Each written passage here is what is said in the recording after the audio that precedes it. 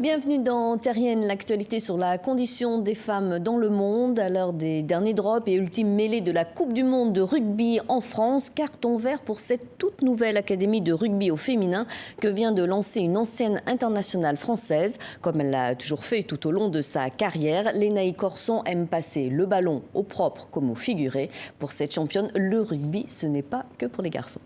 Et là, il y a un programme qui est fait exclusivement pour des filles, parce que généralement, le rugby est mixte et sur les catégories jeunes, les garçons et les filles sont ensemble, ce qui fait qu'on a un gros taux de décrochage et que les filles ne continuent pas. Pourquoi ?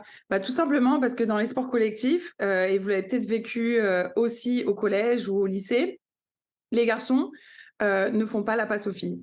Les garçons nous choisissent en dernier dans leur équipe. Donc, le fait de les mettre aussi ensemble et de leur dire vous allez jouer ensemble au rugby, en fait, elles s'éclatent 2 fois plus et elles ne se sentent pas regardées ou jugées par les garçons. Elles se disent on est entre nous, on est là pour s'amuser. Et ce qui fait qu'on arrive à avoir des filles qui, derrière, se disent même j'ai envie d'un peu plus, j'ai envie de faire de la compétition, de faire des matchs. Je pense que ce sport-là, le fait qu'on soit ensemble, déjà dans un sport vu comme très masculin, il y a vraiment un côté fraternel, sororité qui se déclenche assez tôt.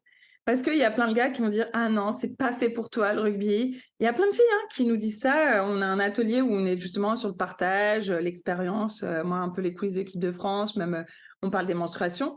Et dans cet atelier, les filles nous disent « On a encore ce genre de remarques ». Aujourd'hui encore, le rugby féminin pâtit d'un manque de visibilité, mais subit aussi des inégalités. On pense bien sûr à la délicate question des salaires. On est 8% de licenciées féminines en France. Le chiffre est en constante augmentation, mais on représente une petite part du nombre de rugbymen en France. Nos salaires aujourd'hui, si on regarde le monde professionnel du top 14, la moyenne est à peu près à 20 000 € par mois de salaire. Et nous, chez les joueuses de rugby, il est de 0. Donc, les filles ne gagnent pas d'argent pour jouer au rugby dans le championnat, la première division. Donc, on est encore très, très loin de ce que peuvent vivre les garçons. On est à des années-lumière en termes de professionnalisation.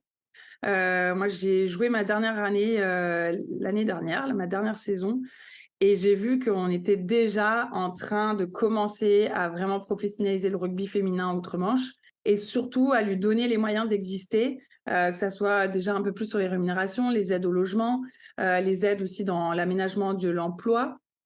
Parce que les filles, elles travaillent toute la journée et elles s'entraînent le soir. Donc, il faut aménager ces emplois du temps. Une rencontre à retrouver sur notre site Terrienne. En attendant, bonne chance aux équipes finalistes et vive le rugby au féminin comme au masculin, bien sûr, la semaine prochaine. Je vous souhaite à tous une très bonne suite de programme sur TV5 Monde.